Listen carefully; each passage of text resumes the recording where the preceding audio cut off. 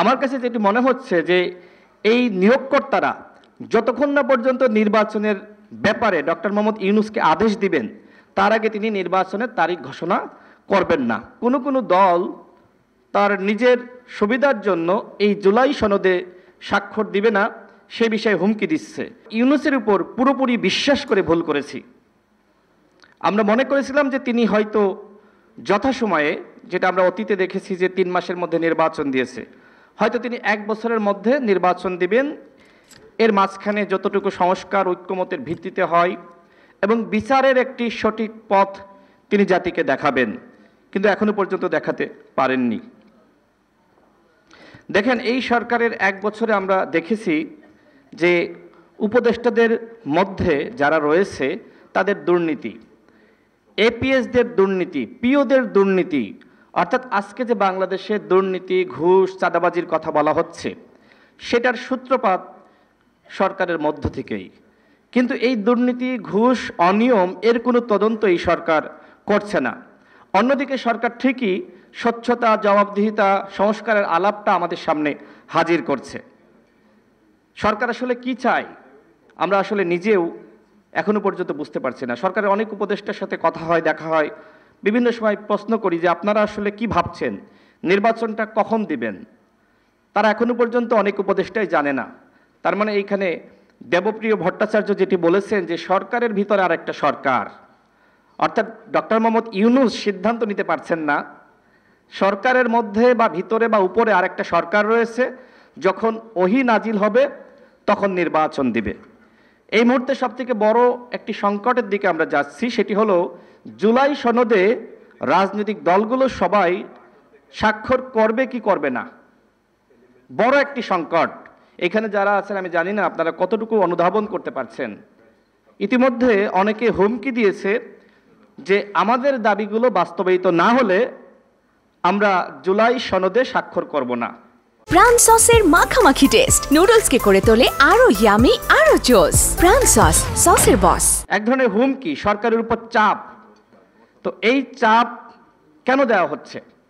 হ্যাঁ, আমাদের দাবি দেওয়া ভিন্ন হতে পারে, আমরা আলাদা দল করি, আমাদের মতপার্থক্য থাকবে, কিন্তু এতটুকু আমাদের শুভবুদ্ধির উদয় হওয়া দরকার, যতটুকু আমরা ঐক্যমতে আসতে পারি সেটার ভিত্তিতে একটা জুলাই চার্টার বা জাতীয় সনদ তৈরি করা।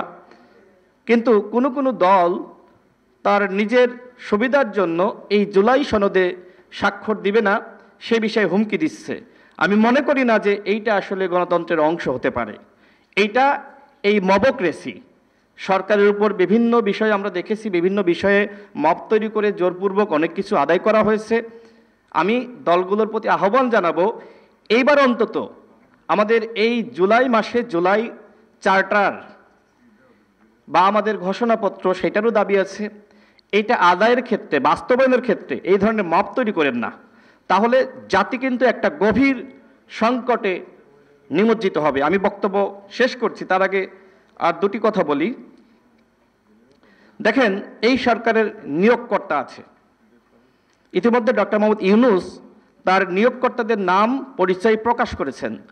আমার কাছে যেটি মনে হচ্ছে যে এই নিয়োগকর্তারা যতক্ষণ না পর্যন্ত নির্বাচনের ব্যাপারে ডক্টর মোহাম্মদ ইউনূসকে আদেশ দিবেন তার আগে তিনি নির্বাচনের তারিখ ঘোষণা করবেন না। সর্বশেষ আমরা দেখলাম যে 14টি রাজনৈতিক দলের সাথে আলোচনা করলেন, দলগুলোর নেতারা বের হয়ে এসে বললেন যে 4 থেকে 5 দিনের মধ্যে তিনি নির্বাচনের তারিখ ঘোষণা করবেন। 4 থেকে 5 দিন কিন্তু শেষ। তার মানে ডক্টর মোহাম্মদ ইউনূস যেটা বলেন সেটা করেন না। এভাবে অনেকগুলো বিষয়ে আমরা প্রতারণার শিকার হয়েছি। আমি জানি না জাতি যে আস্থা বিশ্বাস রেখে তাকে দায়িত্ব দিয়েছিল বিচার, সংস্কার এবং নির্বাচন, সেইটা আসলে তিনি করতে পারবেন কিনা। 1 বছরে এখনো পর্যন্ত দৃশ্যমান কোনো সংস্কার সেইটা আমরা দেখি নাই। এখনো পর্যন্ত আওয়ামী লীগের যারা প্রেতাত্মা ছিল, যারা ছাত্র জনতার বুকে গুলি চালিয়েছে, সেই গণহত্যাকারী দলের যারা পান্ডারা ছিল তাদেরকে গ্রেপ্তারে খুব বেশি দৃশ্যমান আমরা পদক্ষেপ লক্ষ্য করি নাই। বরং মামলা বাণিজ্য আমরা দেখছি, মিথ্যা মামলা। যে যে অন্যায় করেছে তার নামে আপনি সেই মামলা দিতে পারতেন, কিন্তু যে হত্যা মামলার সাথে সম্পৃক্ত না, দুর্নীতিগ্রস্ত ব্যক্তি, তাকে দেওয়া হয়েছে হত্যা মামলার আসামি। তো এইভাবে তো আসলে স্বচ্ছতা এবং জবাবদিহিতাপূর্ণ রাষ্ট্র আমরা গঠন করতে পারবো না। তো আজকে এখানে আরও যে বিষয়গুলো নিয়ে আলোচনা হয়েছে, খুবই গুরুত্বপূর্ণ যে গণতান্ত্রিক উত্তরণ, আমার মনে হয় এইটা নিয়ে খুবই জটিলতা তৈরি হচ্ছে সামনে। এই পরিস্থিতি কিভাবে ট্যাকেল দেওয়া যায় সে বিষয়ে আমাদের ভাবতে হবে। এবং এইখানে সংখ্যানুপাতিক নির্বাচনের কথা বলা হচ্ছে, বিভিন্ন দলের পক্ষ থেকে বলা হয়েছে যে উচ্চ কক্ষে সংখ্যানুপাতিক নির্বাচন। গণতান্ত্রিক রাষ্ট্রে বিভিন্ন দলের বিভিন্ন দাবি দেওয়া থাকবে। আমি সরকারের প্রতি আহ্বান জানাবো, জোরপূর্বক কোনো কিছু যদি চাপিয়ে দেন সেটা আসলে ভালো হবে না। আলোচনার ভিত্তিতে দলগুলো যতটুকু বিষয়ে ঐক্যমতে আসে, প্রয়োজনীয় সংস্কারের ব্যাপারে যতটুকু ঐক্যমতে আসে সেইটাই বাস্তবায়ন করুন। জোরপূর্বক সংস্কার কোনোভাবেই টিকিয়ে রাখতে পারবেন না।